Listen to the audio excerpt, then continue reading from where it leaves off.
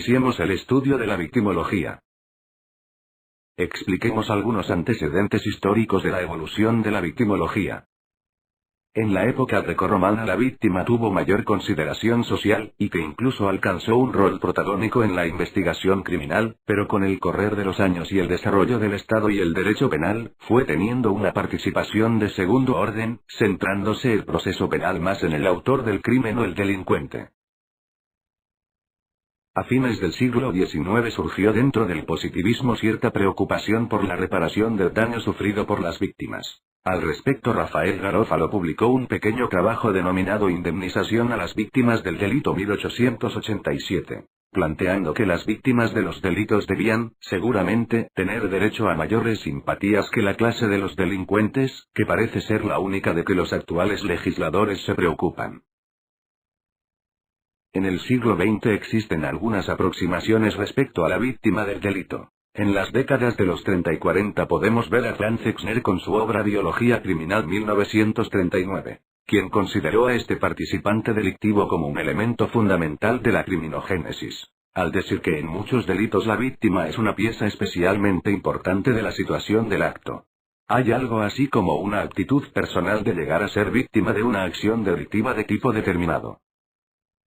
Ya en los años 40, F. Wertham es uno de los primeros estudiosos en plantear esta temática con un nombre propio, en su obra El show de violencia 1949, en la que consideró necesaria una ciencia de la victimología, al señalar que la persona que sufría el acto criminal era un ser olvidado y que incluso para comprender la psicología del asesino era importante entender la sociología de la víctima. Veamos qué nos dicen los precursores de la victimología. Hans von Enting y Benjamin Mendelssohn. Hans von Enting, en sus primeras obras intenta una clasificación en la que se aparta de criterios legales. Propone 5 categorías de clases generales, y 6 de tipos psicológicos. Categorizó a las más frecuentes o mayormente victimizables. Clases generales. El joven, que por su debilidad, en el reino animal y en la especie humana, es el más propenso a sufrir un ataque. La mujer, cuya debilidad es reconocida, aún por la ley. El anciano, que está incapacitado en diferentes hieras. Los débiles y enfermos mentales, entre los que sitúa al drogadicto, al alcohólico y a otras víctimas potenciales por problemas mentales. Los inmigrantes, las minorías y los tontos. Los tipos psicológicos. El deprimido, en el que está abatido el instinto de conservación, por lo que se pone constantemente en peligro. El ambicioso cuyo deseo de lucro y avaricia lo hacen fácilmente victimizables. El lascivo, aplicado principalmente a mujeres víctimas de delitos sexuales que han provocado o seducido. El solitario y el acongojado, que bajan sus defensas en busca de compañía y de consuelo. El atormentador, que ha martirizado a otros hasta provocar su victimización. El bloqueado, el excluido y el agresivo, que por su imposibilidad de defensa, su marginación, o su provocación son fáciles víctimas.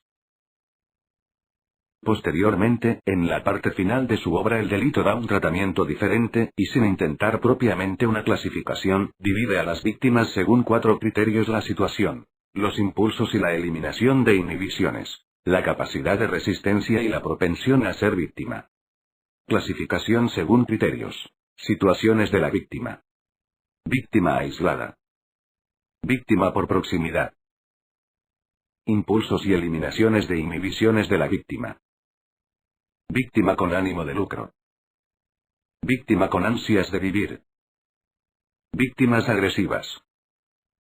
Víctimas sin valor. Víctimas con resistencia reducida. Víctima por estados emocionales. Víctima por transiciones normales en el curso de la vida.